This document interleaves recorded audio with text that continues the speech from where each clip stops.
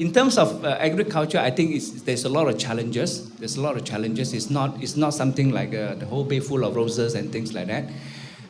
When we actually started from a very small farm. Actually, we started from a small animal, goats, which is a ruminant as well.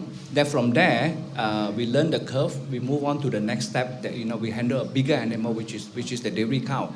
Along the way, there's a lot of things that we realize that we actually don't know.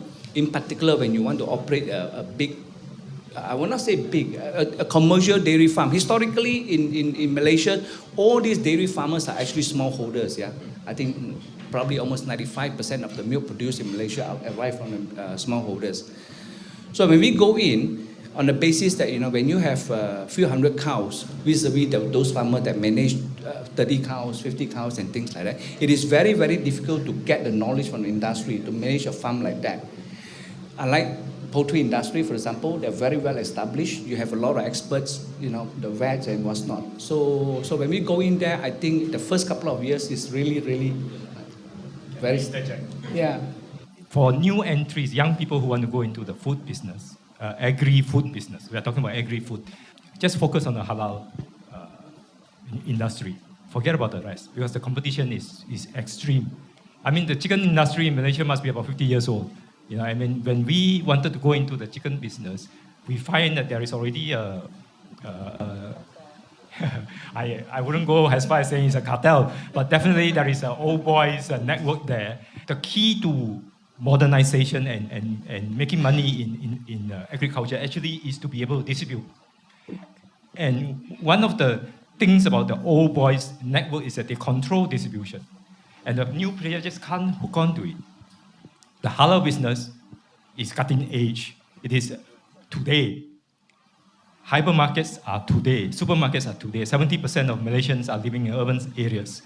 There's a huge market here. So the hypermarkets are opening up all over the place, and hypermarkets are linking up all the states, all the urban centers in Malaysia and overseas through their supply chain network. Maybe you can share a little bit of your experience, how you broke into the cartel. I can't. I can't. So I did the next best thing. I set up my own distribution network. Because the existing network is a network of middlemen and speculators. So what we did was that we established our own distribution network. Okay. We buy our own freezer trucks. We have our own distribution and all that. But that is not the solution for everybody. You got to have deep pockets. You got to have a lot of patience, and you have to believe in God. At the end of the day, to help you. Faith. Right? Haji Ibrahim, maybe you can share some light. This barrier to entry, is the government doing anything to maybe encourage people to come in? Shall I repeat what our minister said? Jihad to middlemen.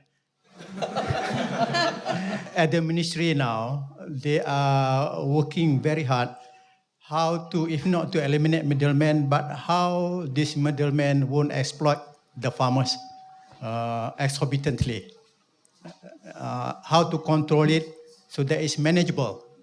So they have a few programs, increase pasar tani, increase pasar borong.